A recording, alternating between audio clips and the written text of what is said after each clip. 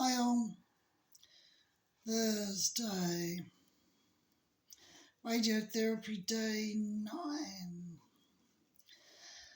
Woke up this morning, painful with this peg.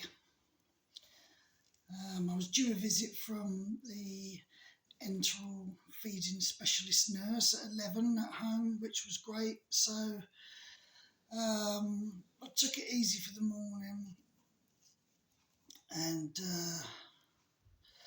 had a little bit of a bleed from my stitches from the peg. So when she came, she had a look and cleaned it up with a flush, and she told me all about it. But she said, seeing as I'm going to the hospital today for radiotherapy, that I should show the nurses there.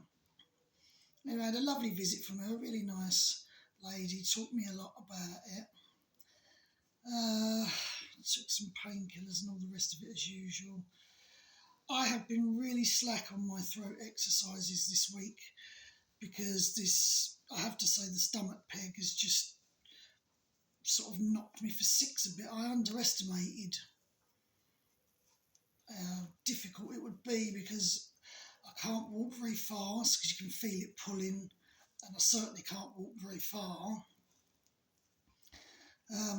And I suppose it's, I wouldn't say it's demotivated me, but the aggro of this peg has just kind of taken over my forethinking. Plus, like, obviously Tuesday, peg insertion day. I was a bit out of it, after the anaesthetic and everything, and just wanted to sleep. Wednesday, another full-on chemo day. Didn't even have time to think about anything before I even left for the hospital, because I had to be there early for chemo. And today, just head overtaken with Peg and the nurse coming. And as soon as she left, it was pretty much time to get going because you have to get to the hospital and see the speech therapist and the dietitian, and then I had to see the other nurse when I was there, and then have radiotherapy, and then go home and I'd say try and rest, but it's so difficult to try and rest when you're at home because you just keep looking at things that need doing, and so I have to do things like this, get the knitting out to make sure I don't start doing things. So got all that done yesterday. The nurse at the hospital loosened the peg only a little bit. She said she can't do it too much because it was quite tight on the stitches. It was like under the stitches on the outside, they put little bubbles of gauze so that it's tight on that rather than tight on my skin. Well, I lost one of them the next day, but luckily that stitch isn't tight, but the one that's still got the bobble under it is the one that's bled a bit. But yeah, she did loosen the pipe off probably about 0.5 centimetre, so that did make quite a difference. But I have not been to the toilet for days, and I am just getting fatter and fatter because I'm trying to get as much food in because I know I'm going to start losing weight. Probably by the end of next week, I'm going to, have a little bit of trouble eating, and my appetite's going to go. So I'm trying to bulk up. But there's only so much you can eat when there's nowhere for it to go. Anyway, while I was seeing the speech therapist and the dietitian, they got the specialist radiographer nurse round, and she prescribed me a load of laxatives.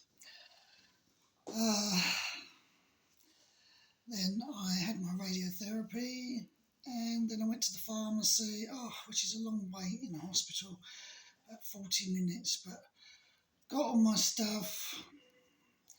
The other half was outside waiting for me, which was wonderful because I was done. The pain and the pulling and the tightness of that peg all day and the whole constipation thing, and just, I'd had enough, so went to stay at his mum's for the night because my son was here and my dog, because I'm spending most of my time at home on my own because I need that rest and I need that headspace and I need that time to try. There's so much paperwork to read, and every day there's something new, and you need to know about so much stuff. This is a side of cancer that people don't know about. They think you get diagnosed with cancer, you have the treatments all over.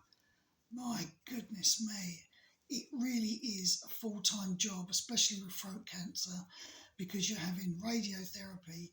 Generally, it will be 6 weeks, sometimes people are 7 weeks, and you've got the chemo once a week as well, which makes for a really long day. And it's just all consuming. And like for me, I've had to have the peg put in because we're going to have problems with the feeding at some point. So there's so many people you have to see at the hospital with regard to that. They are watching you like a hawk all the time, keeping a check on you. They come find you when you're in the department.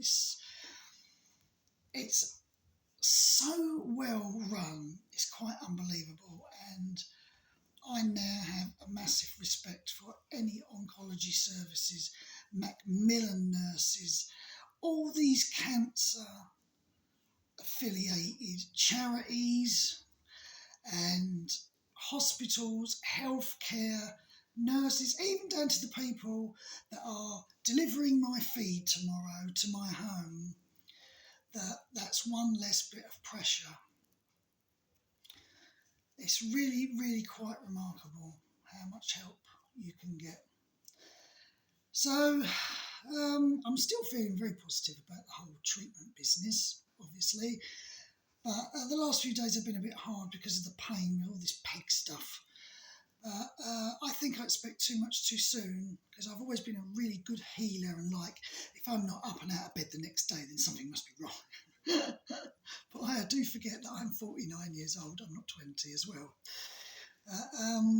Considering it's only been 2 days, I'm doing pretty bloody well, that I'm up and about and walking and getting on with stuff and keeping a positive mind, because I know this is all just temporary, and this time next year it will be such a distant memory. I will say, oh my God, that was hard, but we've done it and we're all better and we're here. So that's that. Sometimes I can understand how people can find it very difficult to keep a positive mind, because when you are in pain and you're a bit immobile because of it, it can get you down, but I'm very lucky that I can keep myself positive somehow. Maybe that's just me. I just keep looking ahead at what is going to be rather than concentrating on the now. And even now is not that bad, because I'm being given a second chance at life. And I know every day that I'm one of the luckier ones, because not everybody gets that. So I'm really trying to do my best to do everything they tell me, and I've got to pick up my exercises again, because I am going to need them desperately. Otherwise I may never swallow again properly. So it's really important for me to do that. It's important for anybody with a throat cancer to do these exercises from the minute they give them to you. I was doing them religiously. Other than that, dietitian has given me like a little care plan booklet thing. She wants me to write down on 3 random days a week what I'm eating, because she says I need to make my meal times more regular rather than just eating when I fancy. She said, because at some point you will lose your appetite, but you've still got to maintain regular meals, because otherwise you're going to drop weight like there's no tomorrow. And the first weight you lose apparently is muscle. So that's the worst thing you can do. So I've got to really sort out my meal times, eat regular meals, if nothing else, 3 meals a day, 2 snacks at least. And we'll see how we go next week with that. It's a big, big, big conscious treatment plan, especially on the patient side. They can only help you as much as you're going to help yourself. And as tired as you get and despondent, you've just got to keep going and just keep telling yourself this is temporary, you know. It's going to get worse before it gets better, but it is going to get better. And if you want to get better and you want to live, you've just got to go through this little bit of hardship. So that's how I'm feeling today. Yeah. Apart from the painful peg, I have got this dry mouth now, and I gather that's to stay, and it's going to get worse. I'm trying to cut down the amount of water I'm actually drinking because there's just no room in there. But I'm sort of sluicing my mouth out and just drinking a big sip every now and again rather than glugging half the bottle, because that's just not going to work long term. So we've all got to do whatever works for us. Still, last day tomorrow, and then the weekend off, and then we're a third of the way through. So it's all good. So I'll see you all tomorrow.